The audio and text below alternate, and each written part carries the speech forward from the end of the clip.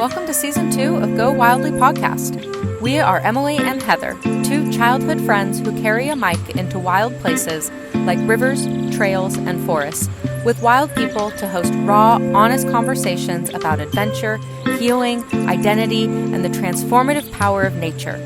In this season, we're centering the voices of people who call Southern Oregon home. Outdoor enthusiasts and outdoor professionals whose lives have been shaped, changed, or are continually influenced by time outside. Come along as together we go wildly. Hey, you wildly wonder.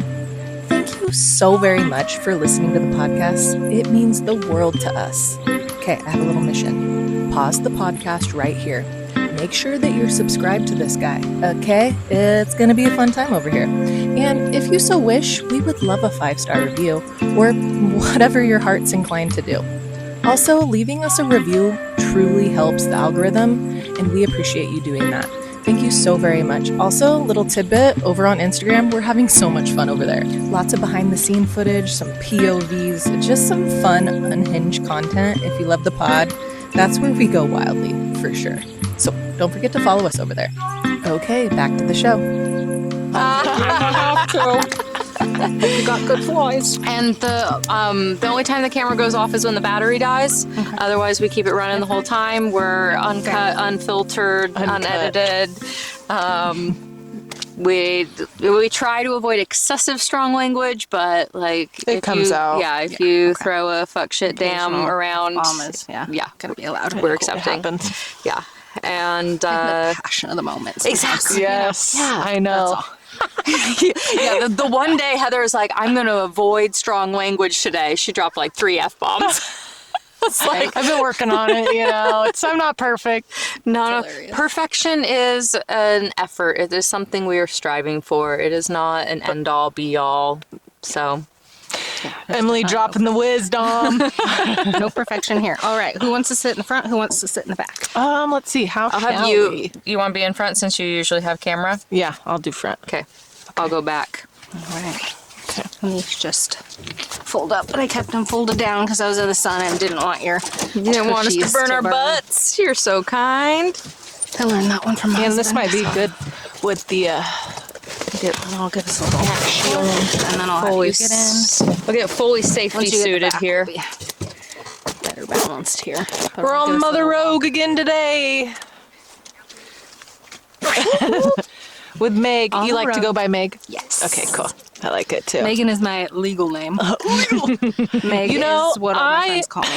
I wish my name could be like shortened, but it can't. You'd be Heath. Well, my mom's Heath mom Bar. used to call me Head, and I was like, please don't call me Head. Head with the D. I was like, no. All right. I'll push this off. Okay.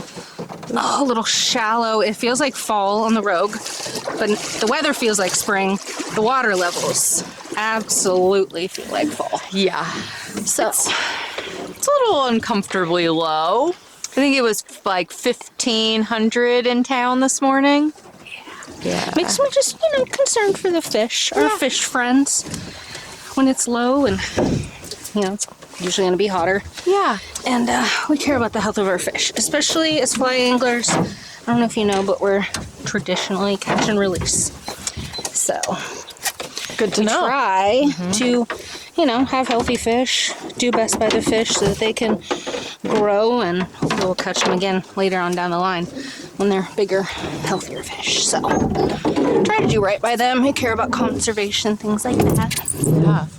Healthy fish means a healthy ecosystem. Yes. We've learned that with several of our fish scientist guests that we've had, that Right. fish are a big indicator species of the health of the river and the river environment as a whole. Right, not The just forest the water. health can also be identified by the fish health. Also, just like our health and, our homes and our communities and the water we're drinking. And some of the water's pulled out of the river, right? So it's nice to know it's a little cleaner. Yeah. Absolutely. Zip those up so I don't get caught on them. I will anyway.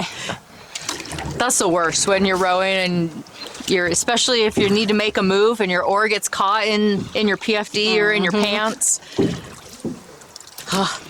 Hate when that happens.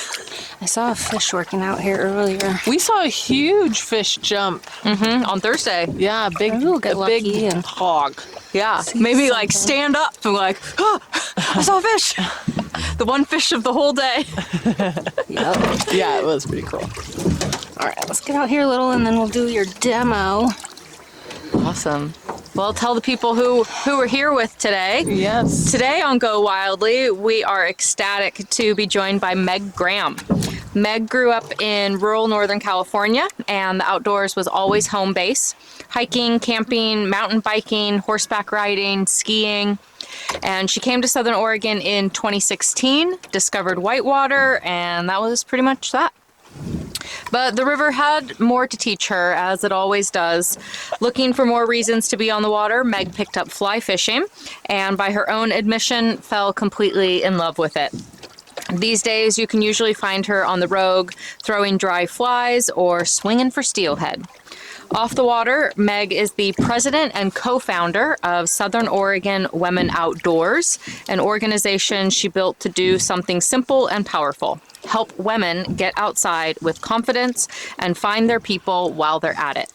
Heck yeah. Woo, woo, woo, woo, Love that. woo. That's why we're here too. Through right. organized adventures and a community that's equal parts supportive and stoked, so fun to say, is creating space for women across the valley to connect with nature and with each other.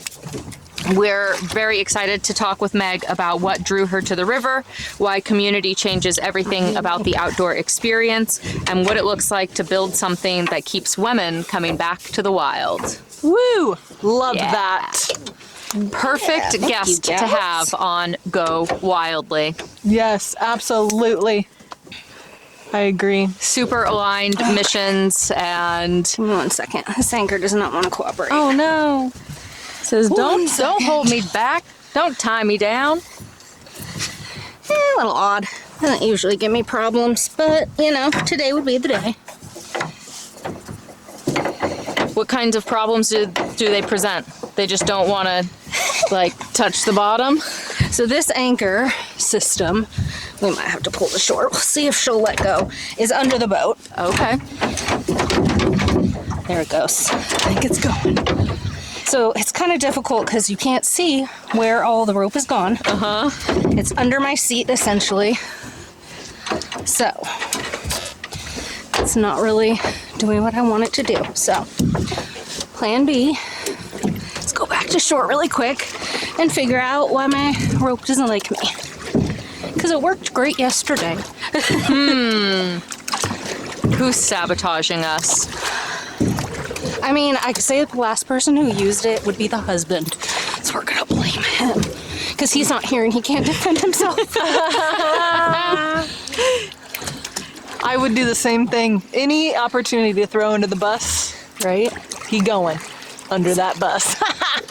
In this case, just he's kidding, going under babe. the boat. Yep. All right. I'm divorced, so did that too fair. many times. All right, let me check this out. Sorry, gals. You're good. You're fine. This is real life. Right. All right, could I get you to step on that anchor release there? Just in the middle, that black part. Yes, stepped. There we go. Thank you. Yeah. All better. All right. Good now. Who knows even what the problem was, but it's all better now. Just needed a little extra attention. Right. Extra love. Just needed to be dramatic. Yeah. All right. So today, Meg is going to teach us how to fly fish from a drift boat. Whoop, whoop. Okay, So, we got our funny anchor. enough. All right, let's push off this. So in the bio, we talked about how I usually am chucking dry flies. We're swinging for steelhead. However, we're gonna go a little dirty today. Oh. As it needs to be done every once in a while. And we're gonna nymph. There's 2 reasons for that. What is it called? It's called nymphing. Nymphing. So nymphing is essentially a way that we're fishing for the fish under the surface. So dry flies are on the top of the surface. When we're swinging for steelhead, it's another technique that's subsurface. But nymphing is really easy for beginners. And the cast that I can teach you kind of prevents us from having to cast flies over each other's heads until we've got the technique down. Safety. Yeah, so safety in mind. We both have sunglasses, glasses, or sunglasses, yeah. Watch your eyeballs. So always recommend with fly fishing, you gotta wear your eyewear. Even if it's snowing, you need some sort of, low light sunglasses or glasses of sort. All right. To protect your eyes from the flies or to be able to see the water better? During the summer, you definitely want polarized sunglasses so you can see into the water better. But in general, all time of year, we're just looking for the eye protection element. Okay. So, yeah. All right. We're just gonna sit up here for a second, pull out a rod, and put this bobber on it. Now, I will tell you, fly fishermen have a separate language for just about everything. We use flies, not lures. Well, instead of using bobbers, they use strike indicators. Ooh. Really, they're the same gosh darn thing. They serve the same purpose, to suspend your flies and to give you an indicator of when there is a fish on your line. So we're gonna attach these and get rocking and rolling. They're real, basic, just like little styrofoam balls. So, one there, and we'll grab this rod. See the osprey up there? Alrighty. So today on this rod, we're fishing a Orvis 5-weight. It's a pretty traditional trout rod, 9 foot. It's got a floating fly line on here. The big difference you'll see between traditional fishing and fly fishing is that it uses this coated fly line instead of your traditional monofilament for the entire line. And then it uses about 7.5 to 10 feet of leader. And that's just your mono or your fluoro, depending on what you're doing, but your basic, fishing line. Why is that part coated? So essentially that's the big difference with fly fishing, and this is where I'm going to be horrible at explaining it, but the line is coated because it has to have a specific weight. The action of fly fishing isn't using the weight of the lure or the weight of the fly to cast the fly out into the water. It's rather using the weight of the line to actually propel the fly out into the water. Okay. So it's kind of a little different mechanism, and so you need weight on your line to be able to do that. Cool. So we're using a tiny little fly called a Copper John. And it's a purple one. Did you know? I like it. I was like, the girls will like purple. So we're just gonna do one fly Did today you to tie make that life easy. fly? Oh, okay. Do you do that? So I do. Right. I I actually does fly tying every single month. We alternate between Medford and Ashland. So we just were in Ashland last week, and we'll be in Medford next month. Okay. But yeah, we offer an experience where all the tools are provided, all the materials, all the instructions. So you just pay the fee to come show up, maybe buy a beer or something to support the local business, and you hang out and learn how to tie a fly and take that fly home. And if you're lucky enough, we have had a couple recently who, they've actually caught fish on the flies that they tied. Cool. So it's kind of fun. So, Do you ever do events in Grants Pass? Sometimes. We're kind of working on venturing out here more. Cool. Yeah. So we will be at Great Lake timing Selmac. for us to meet. Right, we'll be at Lake Selmac next month, April 19th. We'll plug for our co-hosted event with Rogue Fly Fishers. Cool. And it's a family day. So you can bring the kiddos out. My co-owner has or the co-founder has a kid. She's going to be 4 in July, and she outfishes most of us. So it's never too early to get started. So yeah, kids of all ages, as long as you can bring a life vest for them, they are welcome. Awesome. All right, so what we're going to start with is just dumping this into the water. We just want to kind of use our rod to get it out here away from us a little bit. And the cast we're doing today is going to be using water to load the line and use that tension to propel the fly. So it's called like a water load cast, essentially. For beginners, it's called a rainbow cast, and that's because you're taking the tip from the bottom, creating a rainbow, and casting it back there. Okay. Wow. And same going forward. You're just using that water tension and taking an arch. And you, as you see, if you do it a little slower, right, it's not going to quite go anywhere. You want to have some, a little bit of speed to that, and we're using the water tension. So also keep in mind, if you're kind of like this and we've got a lot of slack, you're not going to be able to pull it up and do the same thing. So you're going to use your current to just kind of like, I'm going to get it down there for sake of time. You're going to use the current to wait until it's drug out and all the tension is released, and then go back. Because I'll have both of you fishing at the same time, yeah? Mm-hmm. Yeah, do you want to? Probably not. Or just we'll one probably at take a time? turns, yeah. I was going to say, you can't really hold the camera necessarily and cast the easiest, but I mean, it could be done, trust me.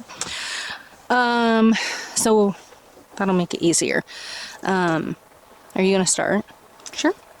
Yeah. Okay, so for the back of the boat, what we're going to do is you're going to cast basically over the back. So you're not casting over us or over yourself. Okay. So every time it gets down here, you're going to cast it back. Then I'm going to have you move it to the other side of the boat. Okay. And that's just doing kind of like a rainbow over your head like this. Okay. So that's your two. It's like a rainbow from here back, and then you can just kind of move it over, get it over there, and then rainbow back behind you if you want to move from side to side. But you can also just totally fish from one side of the boat and just do the rainbow from the side of the boat as well. But if you feel like ever fishing a different side of the boat, that's going to be how I'm going to have you just bring it back, rainbow it over the back of the boat. And then for Heather, when you're fishing, you're going to rainbow over the front of the boat. So you would come to the front, it'd be down here, and you're just going to rainbow like this. I promise I won't hit you. And you're just going to like rainbow like this. Okay. Trust So the it is expert. essentially like, it's not over your head. You're not Right, going to get right. yourself. I've also pinched the barbs. Wait, have you ever gotten yourself? No. Have you been around anybody that has gotten themselves? Dude. We do have a first aid kit, but let's not use it today, okay? No, you'll be fine. Okay. We're just going to be careful and don't, if you're not sure, like you don't have to go full force and, feel like you're whipping it around. You can just, Yeah, that was like leave it in the water almost and let me do the work. Is it, how much movement is I'll recommended tell you typical? if you need to, but basically newbies always think they need to cast a lot more.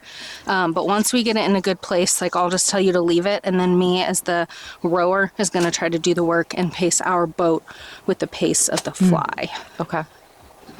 So if we're doing stuff like this where we're clearly dragging the fly, what we're going to do is something called a mend. So if I tell you to mend, I mean two things. It's to either straighten out your line. So if we're like over like this and your line is downriver from where your bobber is, I'm going to have you mend like this to just move your line. But then I may also have you mend to just bring it upriver towards us a little bit so that we have a little to work with. Okay. So you don't have to cast a lot. Like if you're uncomfortable with it, we don't have to do a lot your first time. Okay. All right. There you go. Whoa.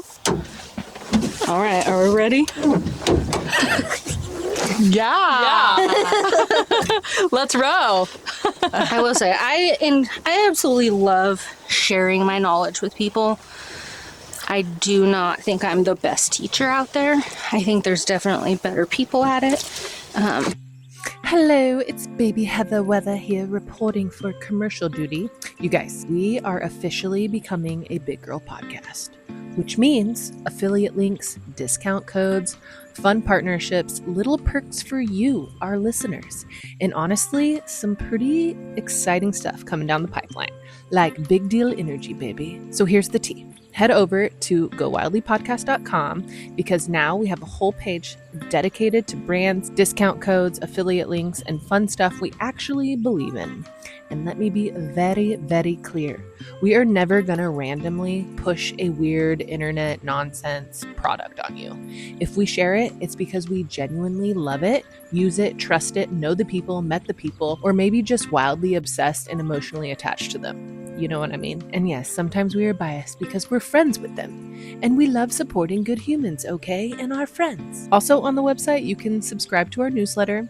Right now it goes out weekly whenever a new episode drops. Because yes, baby, we are a once a week podcasting machine here. And I want to encourage you, please DM us. Like seriously, slide into our DMs. We are real people and we actually answer. We want to hear from you. And we're starting something really, really fun here. Q&A podcast episodes where you send us your burning questions, weird questions, outdoorsy questions, life questions, feral questions, whatever you got. We'll answer them on the pod and shout you out. So go poke around, sign up, creep respectfully, GoWildlyPodcast.com. Okay, love you, bye. All right, we are back on. We had a little battery break ski. Freaky. Battery break ski. Emily is fly fishing. Woo-hoo. Look at that. I think she's already got the rainbow Look cast at her figure. go. Yes. Woo. I've been Queen. interested in fly fishing. Let's see. I watched one of my favorite little YouTubers do some fly fishing on like a creek, and I was like, and while he was backpacking, so I was like, oh, that's really cool, with like one of those little Tenkura rods. They're just like a little backpacking mobile rod that, yeah, it's pretty cool. And I was like, flexible. Oh, that's so neat. Like, what a fun little like pastime while you're backpacking to like alpine lakes. Like, why wouldn't you? And like a way to feed yourself, potentially. Yeah, potentially. Yeah, it gives you a little something extra to do, like combine with your Right. hobbies that already exist. So we just floated over a fish head in the water. Nice. Okay. Well, all right. Those fishermen. Is Well, that here you go. Is that typical? What's the I mean, the etiquette on harvesting and then leaving behind parts? I would definitely say don't leave behind your parts. But I also have never harvested a fish, to be honest. Oh, never ever. Never, ever. Wow. I've always let them go. Okay, so how did you, let's actually just start from the beginning. Let's start from, childhood. How'd you meet the outdoors? So I'm pretty lucky my parents were quite outdoorsy.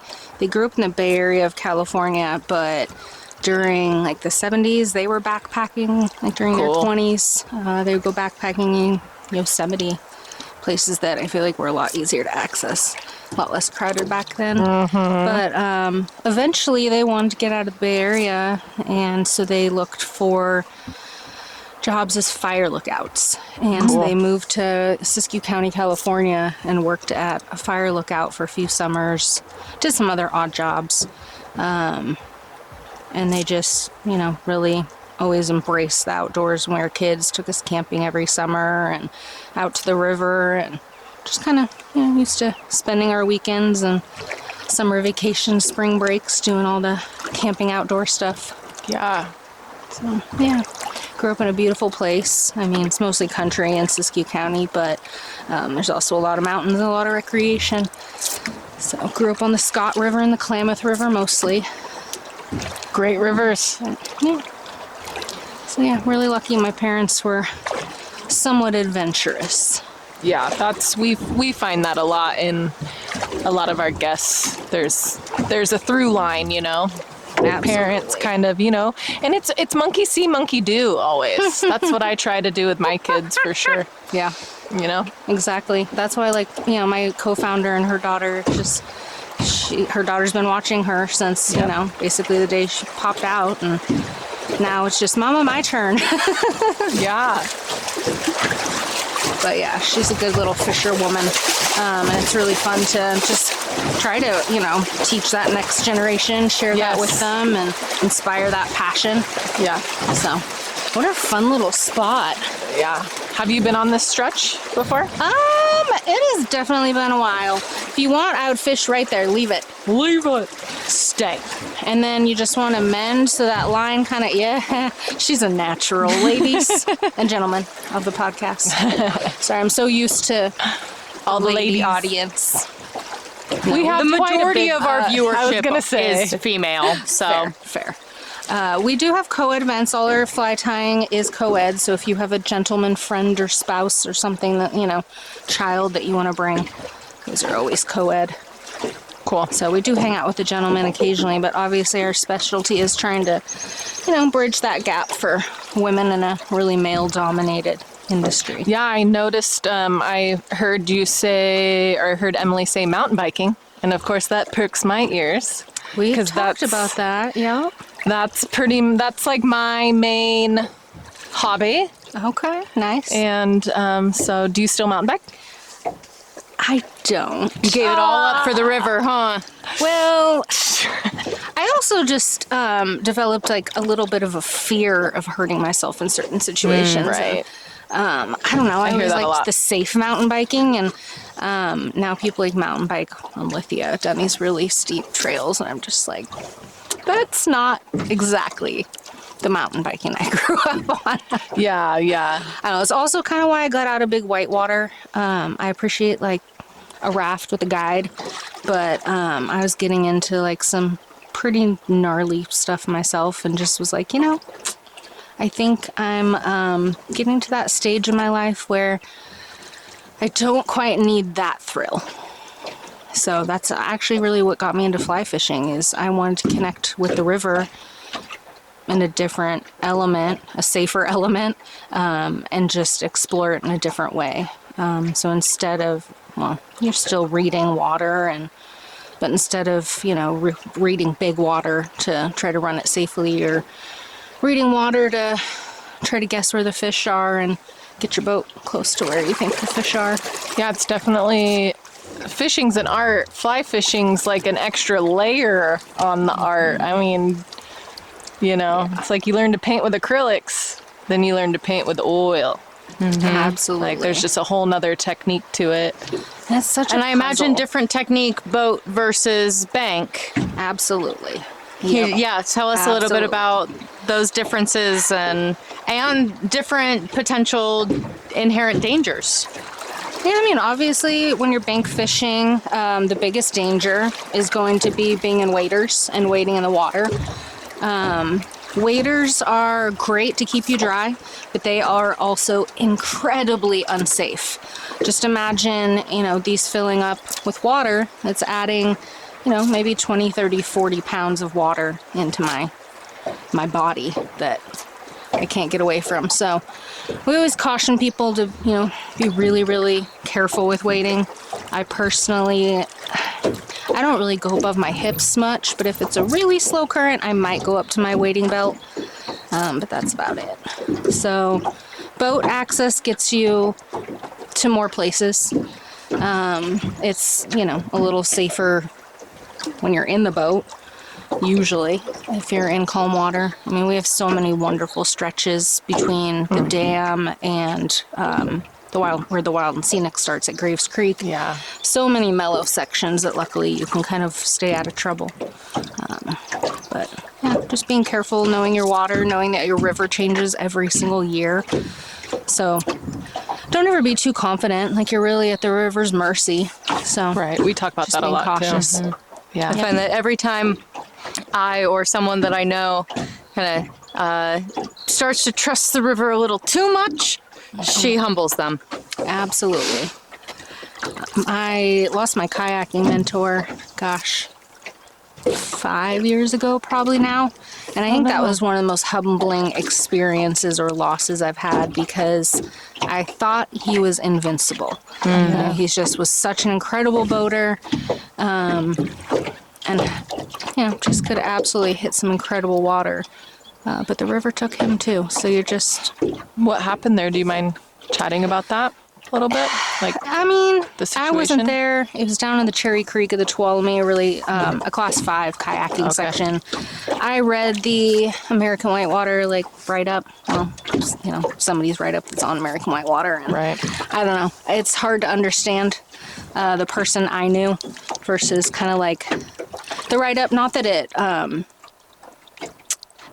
negatively portrayed him, but it portrayed that there was maybe kind of like a medical situation that morning, or that there was some question as to whether or not he was physically 100% in a place where he should have been getting on a class 5 section, is basically all I read there. And so he got into a hole.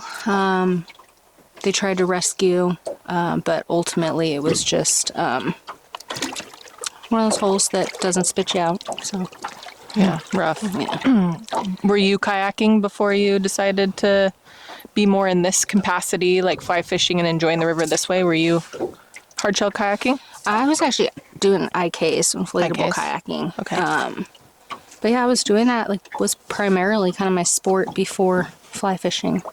Cool. Like I said, yeah, that one experience just kind of had me pull back a lot. I basically stopped doing anything above a class 2 in my IK. I just also don't have the confidence for that. I feel so much more confident in a raft. So Yeah. but heck, I've also had my confidence shaken in, a raft with really capable guides. So you just never know. Like, I absolutely love the river, but I think that it's definitely due all the respect, because it's a force to be reckoned with. So Yeah, it's a totally. powerful force. So how did you get into fly fishing? What's Oh, that man. story like? It's kind of hard to explain. Like, I had an interest, but ultimately, because I met a guy, That happens. and it was a short-lived dating thing. Like, I don't know, I think we dated for a month or 2. And he kind of tried to show me stuff, but, like, not the best teacher. So I really just, it lit the fire, kind of, with, like, the Cool. interest, where I was like, well, I'm going to try to figure this out myself. Had you done any other kinds of fishing prior? No, Cool. not really. I mean, I went out with the neighbors, like, in their lake boat twice when I was, maybe like 10 to 12. Okay. But very limited fishing experience. But there was something about, like the art of fly fishing. And when you see pictures of, that like overhead cast and this beautiful Right. line just splaying across the backdrop, it's just, It's very it got me. appealing. Yeah. Yeah, so this guy, just kind of like watching him, he was a steelheader, so he spay casted, and it was just kind of cool to see. Yeah, not the nicest guy or the greatest teacher, but definitely got my first experience seeing like a fly fisher Yeah. up close, Yeah. So yeah, after that, basically I was like, shoot, I'm doing this. I bought waders, and I bought the boots, and I bought the rod, and I went to a fly casting like day in the park that one of the local fly shops was putting on, and that's where I met my now co-founder Tabitha, and just got out on the water a lot, went to some of those little like clinic type things where they help you with your casts, and I don't know, now The like rest 5 is years history. later, yeah, That's so cool. it's just incredible, like how much I've learned and grown in those past 5 years, and I definitely wouldn't have ever guessed it. So I wouldn't have ever guessed like to be, out here teaching people, rowing a boat, leading a nonprofit. Yeah. But fly fishing was actually what gave me the confidence to start a nonprofit. Cool. Never would have done that before, but being out here, being like a woman of the water, just gives you a different kind of confidence and like knowing of yourself, that just, kind of changes you. Yes, absolutely. Were you and Tabitha like just hit it off immediately? Actually, not really. That little shit will tell you, she doesn't even remember meeting me at that first, like, fly casting in the park. I, at one point, like, had to send her pictures because she was, like, helping me tie something on my rod, and there's a picture of the two of us. And I was just like, I can't believe you don't remember the day we met. Oh. But, it's all good. Like, at the time, I was actually had more connected kind of with another gal that was there, so it's all good. Like, it was probably 6 months later before Tabitha and I were pretty close friends, and now we're inseparable, pretty much. It's That's weird cool. if we don't Besties. talk like every day. Yeah, I love That's that girl. awesome. So she's a wonderful woman and fly fishing guide, and yeah. Cool. Did your How long- husband meet you fly fishing also? Like, how did that, since this is theoretically his boat, how did fly fishing? Theoretically, allegedly, his boat. So that little cutie, I had heard of him before I met him. So a friend of mine was like, there's this new guy that is working at the fly shop. And I was just kind Fly of shop in Medford? Or Ashland? Where's the fly at shop? the time he was working at the fly shop in Ashland. Okay. And so I was there, and I had, heard of this guy, but I was really not in a place where I was dating. Like, I had just gone on a little bit of a dating spree, and I was quite over men. So my friend told me about him, and I was just like, yeah, whatever, like, Jason Schmation, like, but then I was his at name the fly Jason? shop, and yeah, sweet little Jason walks in, and me being, I guess, social sometimes, I was like, hey, are you Jason? And he turns around, and he's just like, yes. And I'm like, oh, my friend told me about you, and he was just like, oh, okay. So we talked for a couple minutes, and I don't even remember about what, and I just remember, though, walking out the door, and I've never been that type of confident girl who, is just like, oh, that guy's gonna call me. But there was something all over his face, like this just, I don't know if he was like mesmerized. Like, I've asked him, I was like, what exactly were you feeling? And he's like, I don't know, he was just wondering like who this like cute girl in the skirt was. And I was like, the look on your face though, like, it's just priceless. I'll never forget it. And so I did know. I was like, I will hear from that man. You're like, I did know that. Yeah, That's cool. that time I knew. And so yeah, like 3 days later, he was in my DMs. Woohoo. And 3 days after that, we were like fishing. And then a week after that, we went fishing on the North Umpqua. And I put him through the test real early on. And I think it's attributed to how comfortable I was with him initially, but I fell asleep in the car on the ride home. But I also set the precedent that I'm a napper in the car, so now he knows I don't drive, and that I nap. And that's my job. So, yeah, he accepts Passenger that. princess. Yeah. So we ended up getting married on the North Umpqua. Oh. A few years after. But yeah, he's a sweet man. But yeah, people always ask, like, oh, did you get into fly fishing because of him? And I was like, no. I got him because I was a good fly fisher. Yeah. That's what's Basically. That's how I That's got his just another attention. testament to go do the things that you love to do. and you're going to find that person. Yeah. what I Don't tell change everybody. yourself for somebody. Just be who you want to be, and the person who's meant for you will find you. Yeah. You can go date, 30 different people in a year, and then meet your love of your life at the fly shop. So, but yeah, I did online dating for a year before that and was just over it. And So many people I as soon know, as I gave up. they're over it, the online. Yeah. I mean, it's horrible. But Yeah. But yeah, I mean, It's fine if you, granted, I know some beautiful couples who met online and like love of their life situation, but for the most part, it's just good for a hookup. yeah. It's good for like fun. And the other F word. Yeah. Fun. Exactly. It's a time consuming hobby, but it's not a career. I mean, early on in my fly fishing career, I'm not going to lie, I did kind of use the Tinder a titch to find men with boats. There we I go. was not that? opposed to first dates on boats. I did one float in Shady Cove and a float down here with a guy on a date. And then I did like Lake of the Woods on a little bass boat for one first date. So yeah, I mean, But is it it works. like scary at all to be like stuck on a boat with somebody that you've just met and you don't know if you're gonna like them, and now you're on a boat in the middle of a lake or to a between certain your shuttle points? Like, I would at least stuck. have full on like phone conversations with men before I usually would meet them. Good. Because I figure Good. what's the point in even meeting someone for a coffee if like the conversation. Yeah, Conversation doesn't flow right. Totes. I agree. So I did that a lot. Like sometimes if they're a little pushy, I'd be like, fine, like buy me a drink. But yeah, a lot of the time, especially if I was going to get on the boat, like we talked for some time. Smart. Like this one guy, God, he was the most entertaining. And so, like, just ultimately not my type, but the conversation was just hilarious. So I was like, yeah, I'll totally get on a boat with you because you cracked me up.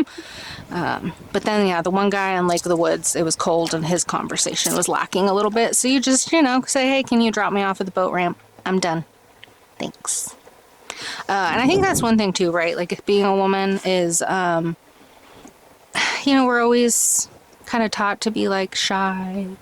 But I just like to take up space when it's, needed. So when it came to dating and stuff, it's always needed, yeah. I would always just communicate what I wanted. I was never really afraid. Like I didn't care to try to impress a guy. So I would just say what I wanted. So if I was done, I'd just be like, yep, take me to the boat ramp. But if I was going to go on a river float, yeah, I definitely wanted to know that the conversation was going to be good because you're a little more at the whim of the river. Right? Hey, Absolutely. 3 miles on the river can turn into 3 hours. Absolutely. For better or worse. Yep. Mm-hmm. Exactly. So how did this nonprofit come to be? I want to know more about that. So our story's kind of interesting. Tabitha and I were working with Trout Unlimited, and we were doing fly fishing events with them. And the best way to explain it is just we were going through some growing pains. Every group takes multiple people to run it. And we just got to a point where Trout Unlimited kind of was like, we'd love to maybe go a different direction with you guys. And we're just at this crossroads, and Tabitha and I had a real heart-to-heart with each other and said, do we want to try to do this new endeavor with Trout Unlimited, or do we maybe want to take the opportunity to pivot and do something more than just fly fishing? And, we really sat with it for a few months, and ultimately we wanted to do more. As much as we love fly fishing, she's a guide and my husband's a guide, and we spend, countless hours on the river, but we also are foragers and hikers and kayakers and paddleboarders and bikers. We just have so many different passions, and we wanted to share more and just create a better, bigger community of outdoor women. Yeah. Fly fishing's amazing, but it is niche, and we just have the opportunity now to grow a wonderful community with a little bit more diversity.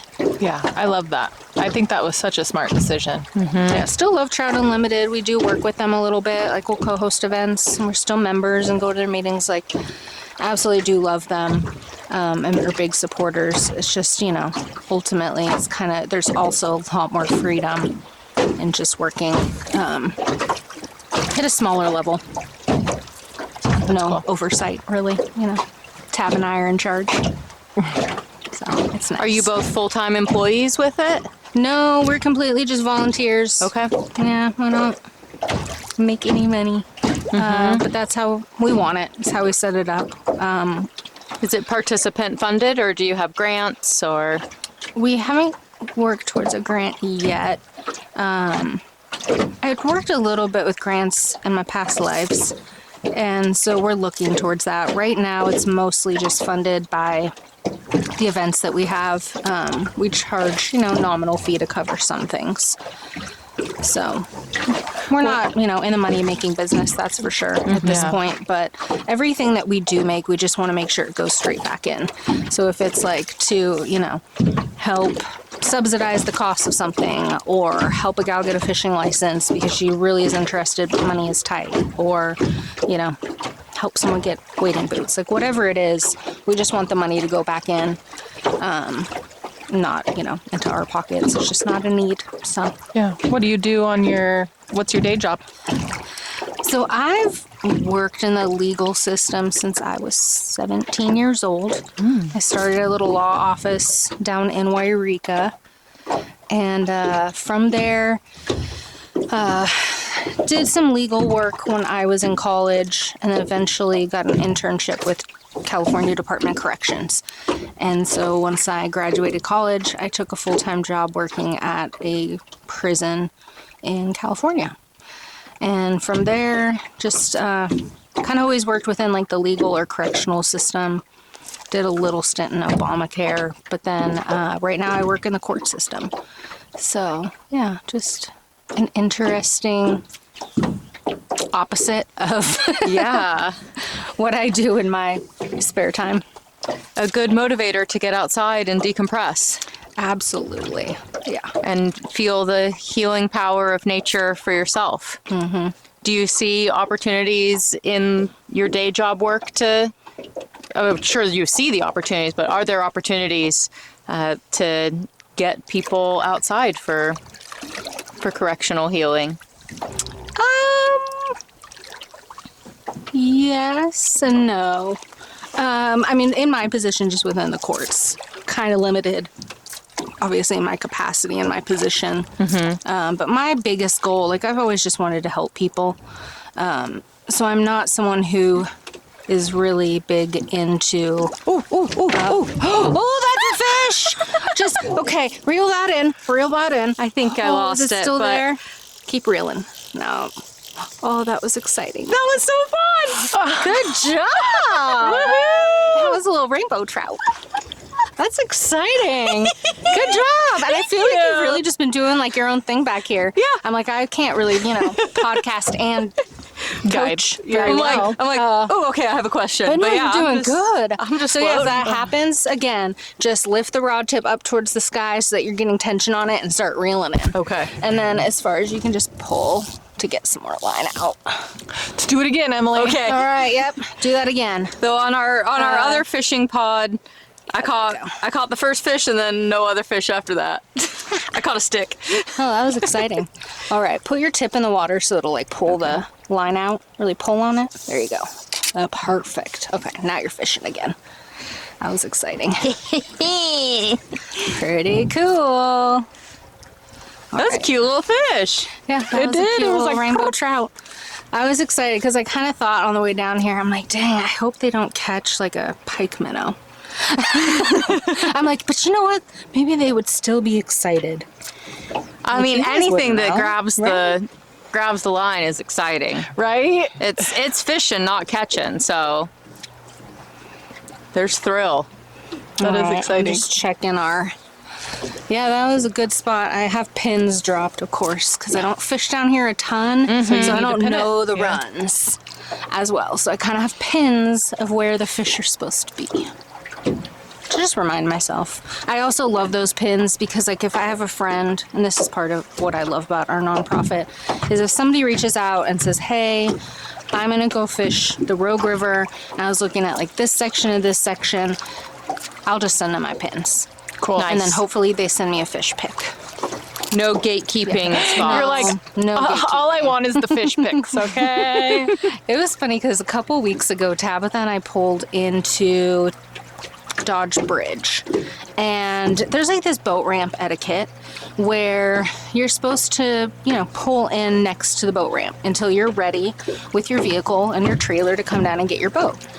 So we like pull in, and I just kind of was like eyeing this other boat. It was out in the middle, and I was like, I really hope that they don't do this. But sure enough, right as I'm getting out and I'm walking up to go get my boat and trailer, he just pulls straight into the boat ramp. Ooh. Yeah, and there's no space. Like, it's a one boat width. There's actually already another boat kind of in there. So I, kind of like trying to be polite, just trying to like take a second, give him an opportunity. But then they started asking how our fishing was. And I was just like, oh, yeah, we did okay. And then he's like, oh, you don't want to tell us because you don't want us to know where you caught your fish? And I was just like, no, has nothing to do with that at all. And I was like, I just don't want to talk to you. All right. And then I go, do you happen to be ready to bring your truck down? And he goes, oh, yeah, I'm ready. As he's like scrambling to get his keys and get out of his boat. And it's just like, dude, I don't care about gatekeeping.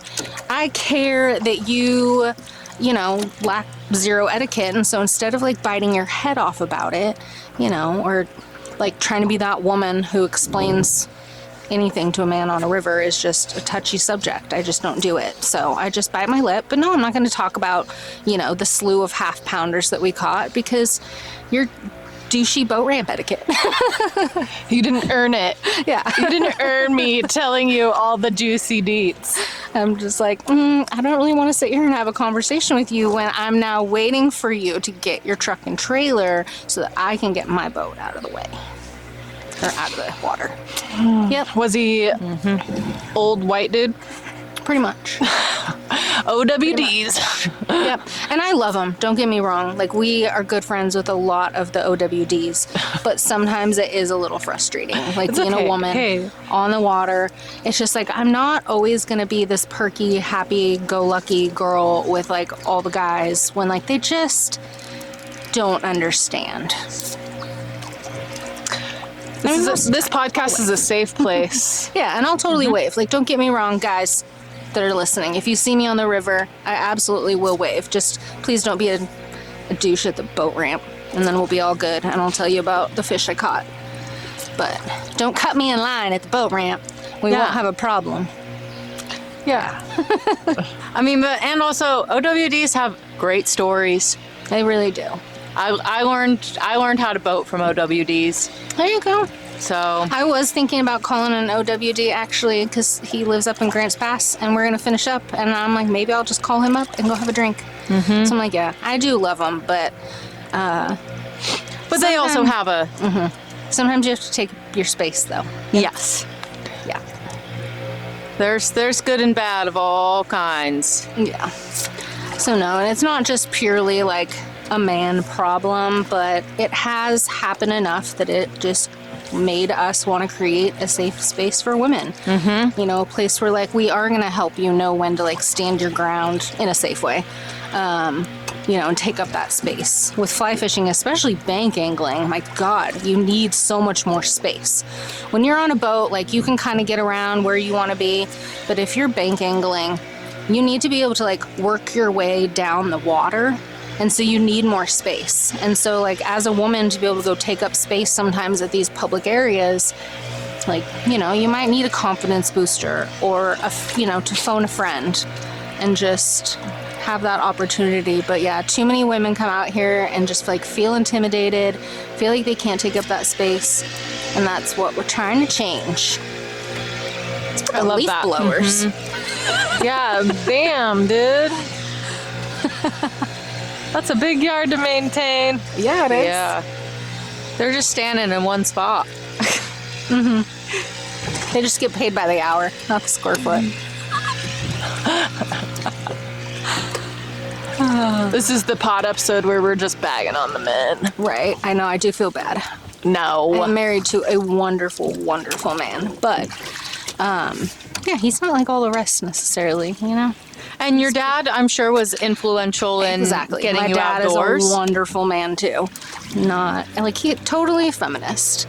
But, yeah, it's just the space we live in, Yes, That's all. absolutely. It is true that the outdoor industry, outdoor recreation, and industry and recreation as a whole, indoor and outdoor, and just society, has been very male dominated for a very, very long time. And I see the tides changing. Yep. More women coming into spaces of leadership and community and Action. yeah, building more normalcy for women being in otherwise male-dominated spaces.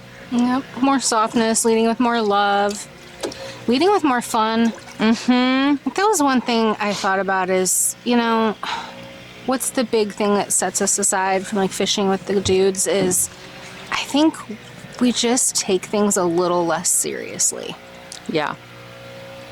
So Heard that. yeah, I hear I'm here that. for the fun. I'm here for the experience. If we don't catch the fish, like no big deal. We don't pay these fish to play. There's male fun and there's female fun. Like they're having their own kind of fun, but it's not the kind of fun that girls usually want to be having. Yeah, my husband has we own the bike shop, Bike Craft in Grants Pass. Nice. And so we have a Thursday night group mountain bike ride, and it's been happening since we bought the place in 2021. Every Thursday he goes out, rain or shine, hot or cold, like he's out there trying to build community, you know. And at first I was out there, you know, and there would be women that would come and ride with us. And then I had Roscoe, my youngest, and when I found out I was pregnant, I peeled away from the community bike ride and the Thursday night bike ride. So I took a break, and there's not a whole lot of women. Like, you know, Sean reports back and he's like, yeah, no girls today. But I'm trying to change that, and I'm going to try to pick it up where I left off here. Yeah. I think I'm starting this week. We're going to do it every other Thursday, parallel to the guys ride or the already existing group mountain bike ride. We're going to parallel it with a girls ride, which is always so much fun. Like when the girls get out, we're having a good time, and we're messing around, and it's not as serious. Yeah. I mean, the guys are just like, oh, miles, oh, PRs, oh, and it's just like, let's just go like dilly dally. Yeah. Let's go giggle. You guys don't usually giggle. So I'm excited to kind of bring that back, and hopefully that cultivates. Let me know and we'll share it. I would love that. That would be awesome for other gals to get involved. Yeah. But isn't it just incredible, like how inspiring it is to have that female lead? It is. It just gets more females out when you have, self-representation. Yeah. Just like when you can see another woman. Like part of what we love to do too is make sure that the experience feels true to like your femininity. You don't have to, you don't have to come out and dress like the boys. Like if you want to come out in a pink shirt and, you want to make sure that you have like women's waders that fit you well. Like we're all about that. Like we have a gear closet. So when we have fishing days, like we're having next weekend, we can throw girls in waders, and you can try it out, but they're, all different sizes. They're all women's fit waders. So we just really believe in like going out and like feeling good about how you're doing stuff too is big. And, if you want to wear pink or you want to wear blue or you want to be a little bit like feminine in how you're going and doing the outdoors, like we encourage that because there's not a specific way it needs to look. Right. You don't have to go mirror the way the guys are doing it. Do you provide glitter? Yes. You guys have glitter. Good. Glitter and goldfish. Yay! Yay. I love that. We had River Guide on just this last Thursday. We recorded, and she was like, I got my PFD glitter. Who wants it? And we all put glitter on, and Emily had her purple zinc stick, and we put that on. It was just so much fun. It was just such a fun, giggly, whimsical boat ride and interview. And it reminded me, and she was like in a dress, rafting, and it just reminded me like, you can do it all, and like you can just show up the way you want to show up, and you could wear what you want to wear, and you can do this, do that, be yourself. And we choose pretty flies, and do our pretty flies catch fish? Heck yeah. But they can also be good looking. They don't have to be like ugly brown flies. Right. I mean, we already caught a fish on the purple fly. Yeah. What does that tell you? Purple Copper John, ladies and gentlemen. Can we call it Copper Jane? Copper Jane. There we go. Yep. Look at her go. Yeah, she's doing it. Do you guys want to switch out at some point? Yeah, I was about to say, do you want to? Yeah, are we halfway? Should we do it? I'm like, let's see how we're at. Yeah, time-wise. We're about an hour in. I love all the girl talk because that's what's up. Yeah. Don't hate men. It's just different with the girls. It's just different. That's why it's like I gotta get the girls out riding again because it's not gonna happen if I'm not there and cultivating it like you said. You just have to get it rolling. Okay. And as much as like my dad has been a huge inspiration in I love your fish. my boating and my outdoor life. Sorry. There you go. I've had amazing female inspiration also, and my dad would be a huge advocate. Woo! A little shallow in here. It's all good. Getting more women outside. Yes. Do a little flip-flop swapperoo. Right, that's what I appreciate. My dad was kind of like that too. He didn't treat us like we were girls. Yeah. I mean, do treat us like girls in the Right. sense of Be kind. yes, you are going to get out there and you're going to be an influence and an inspiration for other girls to get out there with you. Show them that they belong out here too. Yep, exactly. Yeah. Good job on the fly fishing. Thank you. Quite impressed. Thank you very much. You're a natural.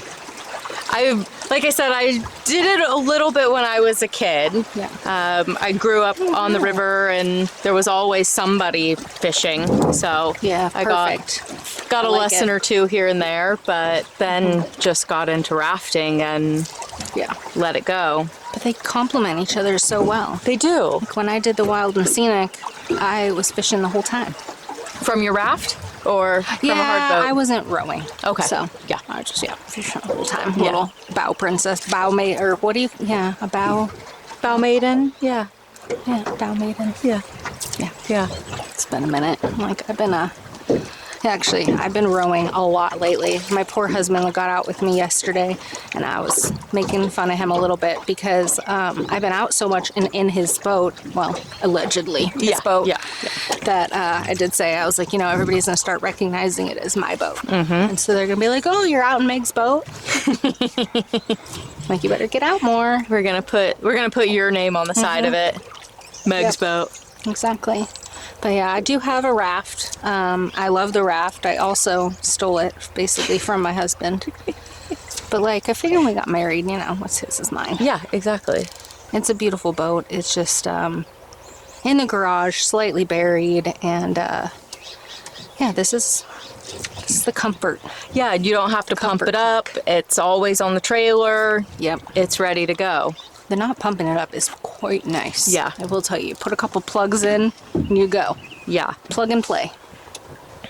that's so fun. Yeah, this is good. I'm actually really happy to be on this section. It brings me back the first time I ever stole my husband's boat, and we were barely dating at the time. I think he's crazy for letting me take his boat. I mean, we've been dating for I don't know, maybe a month, and this guy is just so smitten. And he's like, you can take my boat. Are you kidding? Please take my boat. He's just a really kind man, though. I will say, he's the kind that will definitely lend a boat to a friend or a cute girl he barely knows. And I brought it down to this section, and it was funny because I met a friend, Erica. She had come out from Colorado, and I just knew her from Instagram. But she was going to be out here, and she had an extra day, and I'm just like, you want to fish? I'll borrow this boat, and we'll go out. And I was so intimidated. I go to his house, and it was the first time meeting his parents, too. And I'm like, oh, I'm just this girl stealing his boat. Did he live with his parents? Well, no, but we're stored everything. Now we actually do live on their property. Cool. So we essentially live with his parents now, but at the time, the boat was out there because they've got property. I do love intergenerational living. Just it's want to nice. know the context. Sometimes I'm they're a little close, but it is nice. They help with my dog. They'll let her out, if we're running a little late or want to go do something after work, they'll go and feed her. So it's nice. So yeah, first time I'm stealing the boat, meeting his parents, and then going to, all the way down here to Grants Pass to come float a section of the river that I personally had not floated before, to come fly fishing with this girl that I had never actually met in person. It was crazy. But That's could be scary too. Yeah, to trust his baby essentially with a strange woman. oh no, actually. So driving back that day, I did hit a squirrel with his boat trailer. And her and I both saw it coming, and we both did the whole and we it missed the front tires, and then the boat trailer got it, and we just went dying of laughter because we thought we had missed the dang thing, and there's all this suspense, and we're just oh my god, we totally just hit that dang squirrel with his boat trailer. Oh, so yeah, I told you him, return it with blood on right? it. Pretty much, and that's what I was joking. I was like, I'm really sorry if there's any blood on the boat trailer. It was just a squirrel. And he's like, what did you do with my boat? just ran over a squirrel, you guys. It's fine. Squirrel. Yeah, so first time out, I was just like, wow. And then I haven't really been back down here personally. Like, him and I have come, but he was rowing. So it's good to see this water again. Yeah, this is a very popular fishing stretch, and it's a really nice float. Can you fly fish all seasons? What's the seasonality of? Yes. It changes what you're targeting and where you're going, but the short answer is yes, especially here. Some climates you couldn't fish year round, but we've got winter steelhead, and then we've got in the spring, the river closes actually from April 1st to May 22nd for trout. So during that time, we really focus a little bit on the lakes. Like, they're starting to warm up.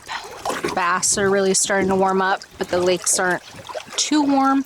So spring fishing is wonderful on our local lakes. Like, I'll go up to Lost Creek Lake, or Selmac is wonderful.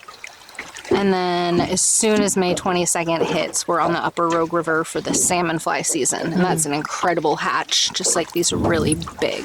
When is that? May 22nd. Okay. So pretty much like within the last couple weeks of May, first couple weeks of June, you'll get the salmon fly hatch from the dam down to Shady Cove boat ramp. And it is just prolific, and it's so fun. And the trout are eating on like these really big flies on the top I was of the going to water. say, is there, like, you put a different fly on for the type of fish that you're trying to get? Yeah, exactly. So you're kind of fishing for what bugs are hatching at the time is essentially it. So, yeah. So you're paying as much attention to what the fish are doing as what the bugs are doing. Absolutely. And that tells you how to fish. Like right now, kind of one of the reasons nymphing, it's great for beginners, but trout especially tend to eat like 80% of their meals under the water. So unless you see a lot of bugs that are airborne within, on top of the water, and a lot of fish rising, like trout are not likely going to eat a fly that's on the top of the water because it's not realistic to the current situation. But if you go out and you put out a bug that looks like a salmon fly during salmon fly season, they can't tell the difference between yours and, the thousands of salmon flies. But if you try to, use a salmon fly during the winter when salmon fly aren't hatching, like the trout are smarter than that. And they're just going to be like, well, I don't see a lot of these bugs in the air. This isn't the right time of the year. Like, you're just trying to confuse me and it's not working. It's an imposter. Yeah. Yeah. Fish are so smart. They are brilliant creatures. They've been undervalued in their intelligence for too long. Absolutely. They know a lot. I love trout and I love steelhead, so that's probably why I love the rivers. So in the summer, we get back in the summer run of steelhead, a lot of summer trout. Fall's when your summer steelhead actually really starts. End of September is the earliest, and then that kind of goes into until Thanksgiving is your summer steelhead run. And then you just kind of wait until like December, January, not much is going on, and then February you'll see your winter steelhead run coming through. So yeah, it just kind of depends. And then you can also travel a little bit and touch other places when they have good seasons. Do you do that often? We do. We try to do like one big trip a year and then a few little trips. So, I feel like I saw that. You guys have the girls camping trip every year. Yeah, so for the nonprofit, we do one big camping trip every year. And this year it's a trout trek. And it's at Toketee Lake, North Umpqua River. So there'll be like a dozen gals. Trout trek at Toketee. Cute. Yeah. Are you full for that yet? Not quite yet, but we're getting close. I think we have like 1 or 2 spots left. When is it? July 10th through 12th. Oh, you should go if you can. We could, if you can, we will. Danielle booked a lookout. Yeah, you're gonna be at a fire lookout. I'll be working a kayak school. We've been wanting to do like a fire lookout thing. You just have to kind of get ahead on those reservations. Don't you? Like 17 years in advance. Right. Yeah. So I need to find one. But I would love to meet more women. Yeah. And do more. I'd love to find a kind of a Absolutely. backpacking crew. We've been kind of talking about that too. Tabitha does backpack. I've been wanting to for the longest time. We've had a gal who offered to like lead a trip for us. So we need to make that happen. That'd be fun. So many cool places to explore. So many. Yeah, the outdoors are plentiful. I will say that's the hardest part is there's so many different things we want to do. Yeah. But we're only a 3-woman crew. Yeah. Right? There's like the time, the effort, the scheduling. Yeah. Exactly. We feel that too with this. Like we could be interviewing multiple people every single day of the week. Right. And we'd never run out of amazing, incredible, inspiring, intelligent people to talk with. But right now we don't have that kind of time. And no, I get it. If I could do it as a full-time job, there's so much I could do. But I'm literally working sometimes during my 15-minute breaks or at my lunch. Yeah. Or a lot at home. And I try to really set stuff up. So like right now I'm super proud of myself and our website is stacked with upcoming events. You have a great website too. Thank you. Just basic, but it works. So yeah, I just try to get events out there as far as I can in advance, and then I can just kind of like sit back. And so I will do as much as I can, just little bits of work here and there, and then I'll really sit down like once a month and just like jam stuff out. Totally. So it works. But yeah, if there were more of us with more time, there's so many more hopefully things. maybe as the network, the community grows, people who are showing up as participants will want to step into volunteer roles and help to grow. Yeah, definitely. I imagine at some point, if we want to expand, we would need to expand our board. Yeah. Yeah, right now, though, it feels pretty good. We've got some good opportunities and a lot of fun stuff, and it just it feels really good where we're at. I think it's actually probably more than we imagined where we would be when we started. Like our growth has been quicker, thank goodness. Because it's been how many years? It'll be 2 years in July. Wow, yeah. And you're like the premier optimal women's outdoor networking community group in the Valley. Yeah. Just need more over in the Grants Pass area. Right. No, I totally agree with you. Yeah. And now you know us, so it'll be helpful. Yeah. We've done a hike at Cathedral Hills, and we have the Lake Selmac trip coming up next month. But yeah, we need to get out in Grants Pass more because there's so much great stuff. Yeah. We did Merlin, like the Gleese trip.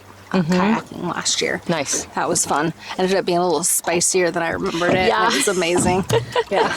It'll make you a few times. Yep.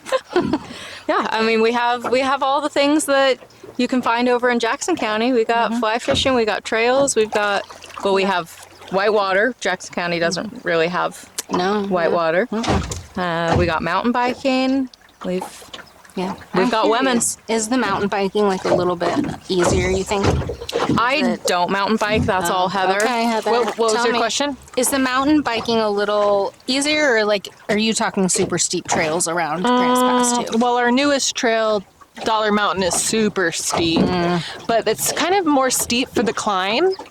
So the barrier to entry there for mountain biking is a little rough. I know a lot of people that really enjoy it for e-biking because they can, turn on that e-bike going up. Yeah. The downhill isn't super gnarly like Mount Ashland. We bike a lot at Mountain of the Rogue. Now that kind of gets a little bit more like intermediate to, I don't want to say extreme, but you can find some lines there that are a little bit more techy and stuff. Gotcha. But our like main biking place for our like Thursday night rides is Cathedral, and then we go to Motor when it gets. Did you leave your keys in my truck? I did. Oh, do you have We left our car down here. No, I didn't. Don't worry. No, yes, I did. Do you know how many times that has happened when people are with me? I have actually hitchhiked like 3 times on the river because someone else has forgot their keys in my vehicle. Shit, That cracks me up. No, it's all good. Well, I just had this flashback of I'm going to leave my keys And because we're about at our takeout, so I'm going to ask our wrap-up questions. See, I told you we were going to be on time. Yeah, this was a great location stretch. pivot. Yeah. For this not being your primary river section, Yeah. you did well. Google Maps has this like measure distance feature. And so I pretty much. Howdy, friends. Quick little pause on the adventure. First of all, we just want to say thank you. Truly. The fact that you're out there listening to this weird little outdoor podcast we started means more to us than you probably realize. We're just two little feral childhood besties that had an idea, grabbed some microphones, and decided to record conversations in the wild. And somehow you showed up for it. Thank you. So if this podcast has ever made you laugh, taught you something, or kept you company on a drive, a hike, or a day at the river, we have one small favor to ask you. Give the show a follow, tap the stars, and leave a review if you can. And also, here's a little fun exercise. Think of the first person who popped in your head while listening to this episode. Because let's be honest, everyone on podcasts reminds somebody of somebody, or somebody you know that'll enjoy this podcast. Send this episode to them. That's honestly the best way this little Wildly podcast grows. All right, thanks for being here with us. Now let's go wildly together. Okay, say that thing again that you said. I think I'm going to ask my dad for a fly fishing rod for my birthday. Yeah. Because it just adds that, for somebody that's like ADHD, it just adds that little activity. Yep. Like that little like focused activity for being on the water. Yeah. And so I like it. Y'all just I'm wait into to it. get I'm some into fish it. on that line. And I feel real cool too. I feel real badass. You fly like fishing. Right? Doesn't it just feel good? It's an experience. It really is.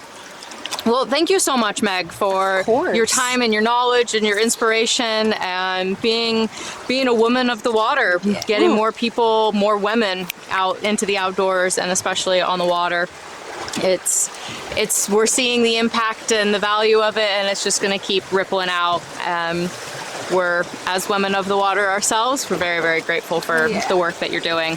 No, I appreciate this opportunity, like to just hang with you gals and chat about the, thing we both love, being on the water. Yeah. So, appreciate your time. Thank you. Same.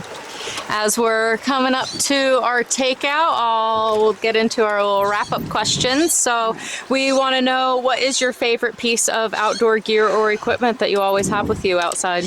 All right, well, on the very women theme of the day, my favorite piece of outdoor equipment right now is the Kula Cloth. It's the antimicrobial, like feminine hygiene for the outdoors. So, when you need to take a squat in the woods, you have a way to wipe, then you don't have to worry about like packing out your toilet paper. So I love to, proudly dangle my Kula Cloth off my husband's boat. Have you tried one of those shawiwis? I haven't yet. I'm a little scared. I don't want to have an accident. It's a little rough. Huh? I've been squatting, in the outdoors since I was 3? Yeah. I feel like I'm a pro. When the Kula Cloth came out, I was like, this is so much better than like trying to pack toilet paper and a little Ziploc to shove it in and pack it out. Or drip drying. Yeah. And like they're cute too. I mean, we have the same one. Right? I have that one too. I love it. Yeah, it's so cute. That is clean. That is not used. And yeah, it's just my favorite thing, honestly. I've been telling all the gals about it lately. And when we had a little white elephant exchange for Christmas, that was what mine was. Love it. I was like, everybody needs one of these. Love it. I did try to acquire a sponsorship affiliate situation with them, but we're not big enough yet. So you'll get there. We have that on the vision board of Go Wildly Kula Cloths. Right? Absolutely. Yeah, they were sweet enough to donate to our fundraiser. Amazing. I absolutely love their company, and woman owned, obviously. So love it. Cool partnership and there. a piece of advice for your younger self.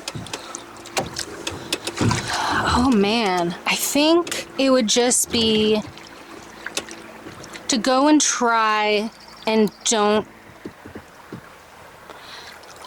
be so anxious about everything. I hear that. Follow the curiosity and not be intimidated, basically. I think I spent so much time just like not being sure, not having that confidence. And when I did find that confidence, it's just been so life-changing. Like, it just feels amazing. And I wish my younger self, wouldn't have been so timid. Yeah. Hear that. And some advice for people trying to get into fly fishing, boating, live a life like you. Oh my gosh. Well, if you're a lady, my first piece of advice would be to check out our website and just come out to an event. We, more than anything, want to help you get into this sport. We want to share our knowledge. So that would just be the first thing, is try to connect, use the resource that we got here, and just give it a try. Pick up that rod, go out. Don't worry about, how you look or if you're doing it right. Just go get on the water and have fun. Awesome.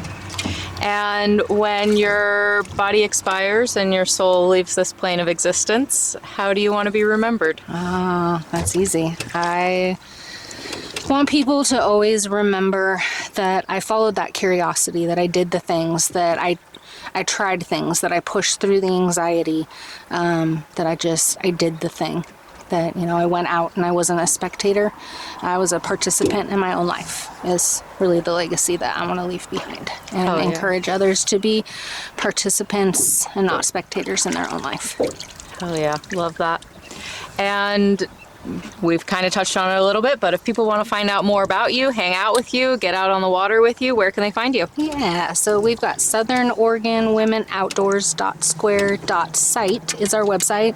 And then everything is also posted on Facebook and Instagram, just at Southern Oregon Women Outdoors. Awesome. So yeah, we would just love to meet you. Absolutely would love to meet y'all. Awesome. Thank you, Meg. Thank you so much, Meg.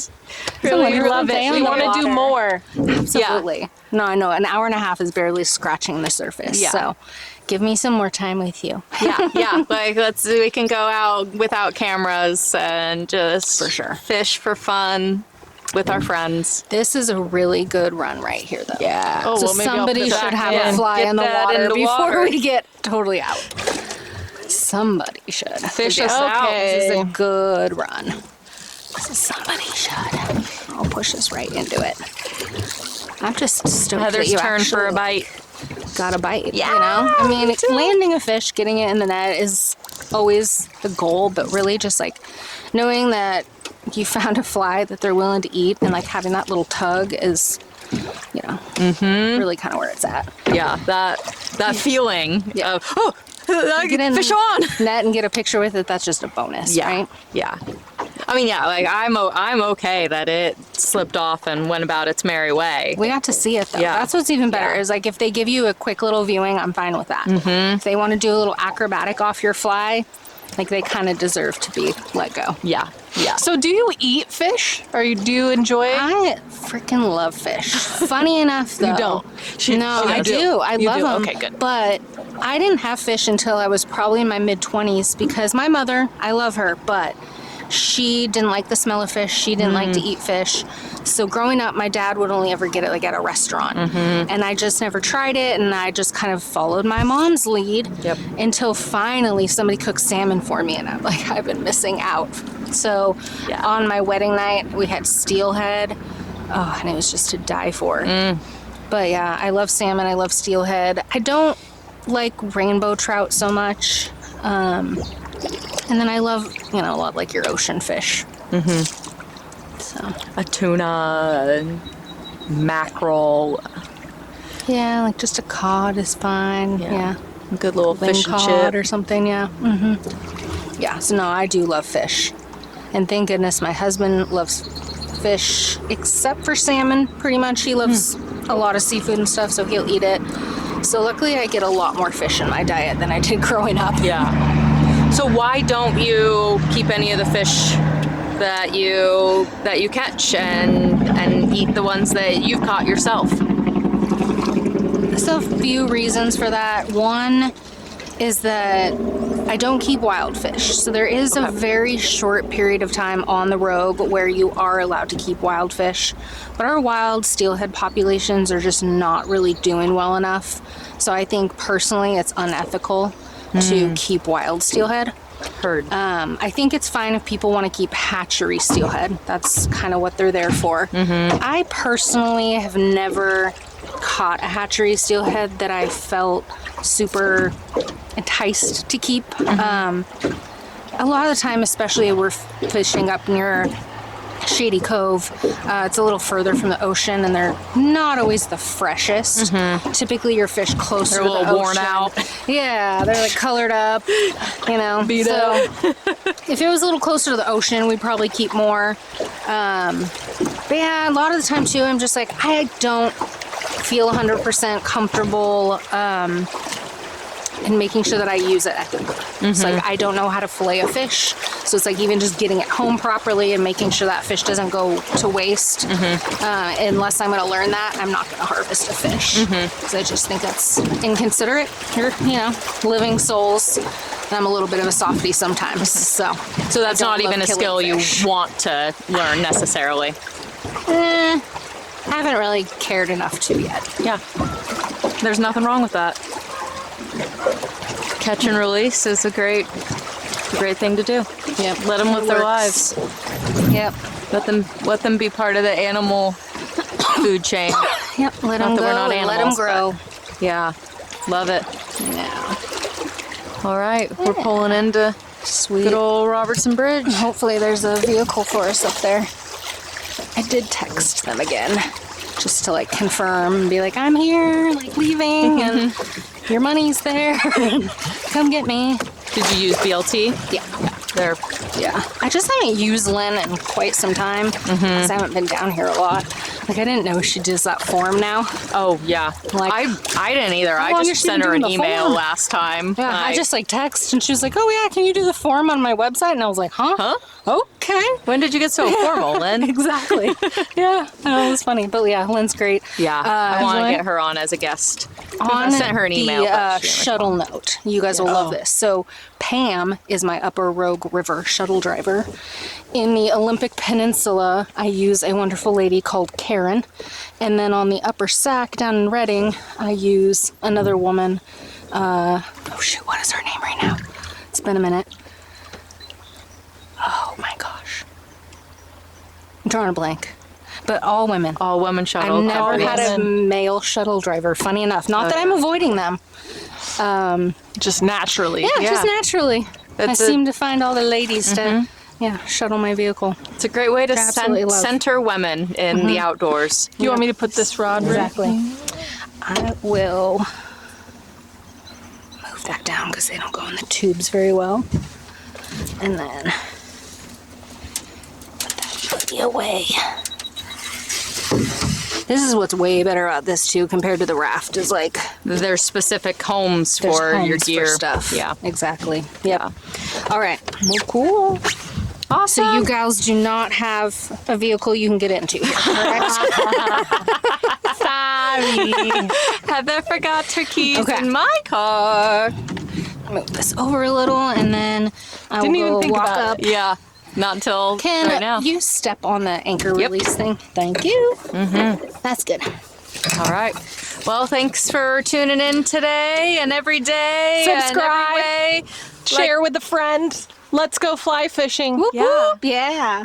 I'm Emily. Go fly fishing. I'm Heather. Together we're Go Wildly. Oh, you two are so cute.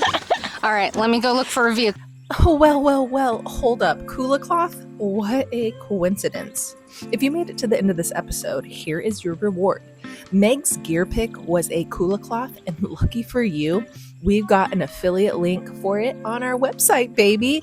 It's an antimicrobial pea cloth that clips right onto your pack because sometimes nature calls and there isn't a bathroom for 37 miles plus. Okay, they're cute, sanitary, ridiculously practical, and honestly, a piece of gear we can actually use and get behind. You know what I'm saying? So if you're headed into your feral outdoor girl summer, grab a Kula Cloth through the link on our website. You'll get a dope piece of gear and help the Go Wildly podcast at the same time. 2 birds, 1 squat. The link is on our website. Now go wildly. That's a wrap on this episode of Go Wildly. From the bottom of our backpacks, thank you for listening. We know you enjoyed the show, so tap follow, tell a friend or two, and leave a quick review if you can. It makes a real difference. Your support allows Go Wildly to reach new listeners and bring more outdoor stories to the mic. Until next time, go wildly and go outside.